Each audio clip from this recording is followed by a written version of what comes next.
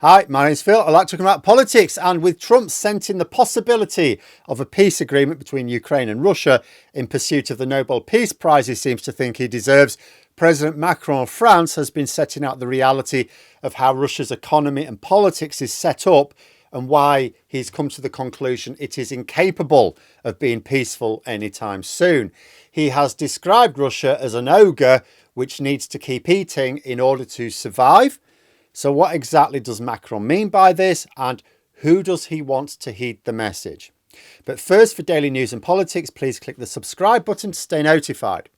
So in a move clearly designed to get a reaction, French President Emmanuel Macron has labelled Vladimir Putin a predator and an ogre at our gates. He warned that for Putin to survive, he needs to keep eating. This is an attempt at a diagnosis of a man leading a nuclear-armed state. It's a warning that the threat is no longer near Europe's doorstep, but actively trying to break it down. So what's behind this dramatic language? What does it tell us about European security? And what does it mean for the future of the war in Ukraine? So to get why Macron's words are such a big deal, you actually have to look at France's long-standing relationship with Russia, because these words, would have had different implications if they were said by, the leader of a different country, for example, like the leader of Poland. For decades, Paris saw itself as the diplomatic bridge between Moscow and the West. The thinking was that Russia, despite its issues, was a permanent member or permanent part of Europe's security. Engagement, not isolation, was the strategy, which absolutely made sense. Even early on in his presidency, Macron pushed this approach hard. He famously talked about not humiliating Russia. He spent a lot of political capital keeping a line open to the Kremlin, even after the 2014 annexation of Crimea and the 2022 invasion of Ukraine. He was the Western leader who talked to Putin the most. Fairly lonely position, often criticised, but rooted in this belief that a diplomatic option must always be available. Macron's latest statement is a public demolition of that policy now. Calling someone a predator, that's not the language of a diplomat looking for a common ground. It's the language of a biologist describing a creature driven by instinct, one that you can't bypass, you can't reason with it. You can contain it, that's it. And this change wasn't really sudden. It's the result of years of failed diplomacy and the brutal reality of what's been happening. Macron has openly expressed scepticism about Putin's desire for peace, saying he sees no real signs of it while Russia keeps attacking. This is Macron recognising reality. In a war, if one side won't agree to a ceasefire, it won't agree to a peace. A ceasefire exists for the purpose of negotiating a peace. If you don't want the ceasefire, you don't want the peace. So Macron's recognising that and laying it out for others. The bridge of dialogue France spent decades building, it's been destroyed effectively. Not by a misunderstanding either, but by what Paris now sees as the fundamental nature of Russia's leadership.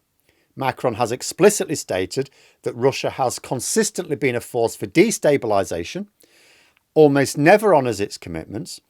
The time for talking around the issue is over. In the eyes of the Élysée Palace, the problem has been diagnosed. The diagnosis is grim. So let's look at those words Macron chose, because they're not accidental. Seasoned politicians are very careful about every word they use, and in particular, if it's going to be for an international audience, incredibly careful. So first, predator. That word strips away any idea of geopolitics. It frames the conflict in primal terms. A predator doesn't negotiate. A predator stalks prey, and it does it because it's hungry. It needs it for its own survival, right?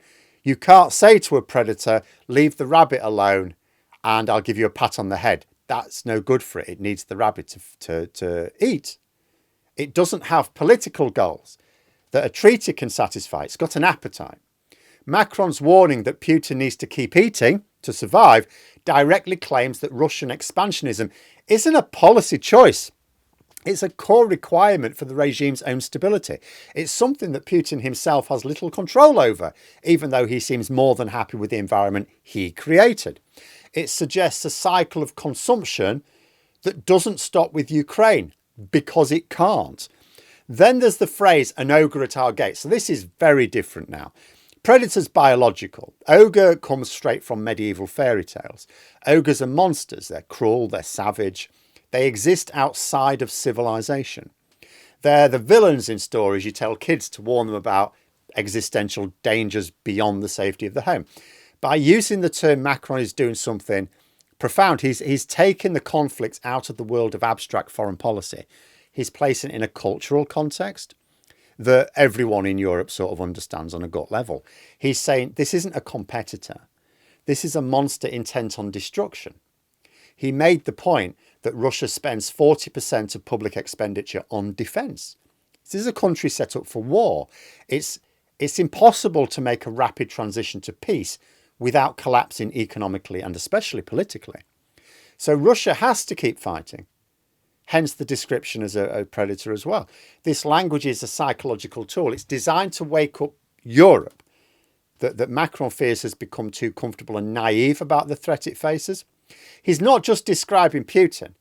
He's trying to fundamentally change how hundreds of millions of Europeans perceive the danger. Because if you replace Putin, what he's implying is whoever takes over, if they want the regime to survive, is going to carry on doing the same thing. You know, the message is simple. The monster is real and it's right outside. It's not just Ukraine suffering. The rest of us are in the firing line. But words are just words without action, eh? Macron's tough talk is being backed up by a major shift in French and European policy. You know, this is very much the soundtrack to the more muscular approach, isn't it? France has been stepping up its military support for Ukraine. It's been sending, artillery, missiles, armoured vehicles. But Macron has also become the loudest voice for European strategic autonomy. The idea that Europe must be able to defend itself without being reliant on the United States. French military officials have openly warned that Russia is a durable threat, in other words, long term, and that Europe's future is being decided on Ukraine's battlefields. It's a new hardline rhetoric providing the political cover needed for that policy shift. Macron is using it to build political will across Europe for what will be a long and expensive containment of Russia. We are talking stretching decades into the future. This is what a lot of experts I've seen are saying now. President Trump thinks he can get a quick win, right? That's what he's after. He's really annoyed that it's already taken over half a year. But Macron's recognising, no, this is going to go on for decades. Which includes, of course, backing President Zelensky's stance that Ukraine itself must determine the right time and right concessions for any peace deal. It also means preparing more sanctions if Russia doesn't engage with peace proposals in good faith, because goodness knows those sanctions aren't coming from America. Macron's latest statement may have been prompted by Trump trying to accelerate moves towards an unstable peace that Russia is clearly not interested in. But Trump may blame Zelensky for its failure if it's not carefully managed. The pivot is also about defining what peace must look like. Macron's insisted that any future deal must come with strong, lasting security guarantees for Ukraine to prevent another attack. They also need to dissuade Russia from attacking elsewhere. By framing Putin as a predator, he's arguing that a simple ceasefire would be nothing more than a chance for the predator to catch its breath before lunging again. And that's a fairly valid analogy because we've seen Putin behave like this time and time again. In fact, has there been a time where Putin went after something, didn't quite get it, had a pause, and then didn't return to complete his destructive objectives? Has that ever happened? I don't think that's ever happened. That Putin will break a peace agreement with Ukraine is not simply a risk. It's absolutely certain. The fox may leave the chickens alone while it's still chewing on one, but it will be back for the rest later. Yes, I know foxes don't chew. Leave me alone. The impact of this French pivot is already making waves as well. For Russia, it's actually a blow. France was one of the last major European powers holding out hope for a normal relationship. By calling Putin a predator, Macron has slammed that door shut, signalling to the Kremlin that a key diplomatic channel to the West is now closed. That isolates Moscow further. Now, right now, Moscow is delighted that Trump met with Putin to shake off that story of isolation, right? They're cock-a-hoop. But let's be real here. In terms of Russia's long-term economic prosperity, security, matters. Europe matters more than America. If Russia were to take the path of peace and have mutually beneficial relationships with the world, which we'd all like, it would be doing more trade with Europe than America. Europe is more important to Russia for trade and security than America ever can be. And despite Trump saying that Russia has this powerful military, it absolutely does not. Trump just falls for all the Russian propaganda. You know, this so-called powerful military has been focusing all of its efforts on capturing Ukrainian territory. It's captured 1% in the last 2.5 years. That is without Europe joining in directly. We're supplying Ukraine, but not with our own troops. If we were not so afraid of engaging in battle, Russia would have been beaten back into its hole years ago. Russia has a shit military and it's got a shit economy. It just uses nuclear threats to cow much more powerful countries into appeasement. Russia can never be stable and secure without Europe on its side. Russia will never be stable unless it is on friendly terms with Europe. This schism is incredibly bad for Russia in the long term, who are already in such a mess that, never mind being propped up by China, that would make sense. No, they're being propped up by North Korea. Putin should be embarrassed. For Europe, Macron's stance could be a catalyst, strengthening the position of hawkish nations like Poland and the Baltic states, who are very much on the front line and have warned for years that France and Germany have been too naive. It pressures Berlin to fully align with the harder line. It pushes the entire EU towards a more unified and confrontational posture, speeding up efforts to build that defence industry that we now desperately need.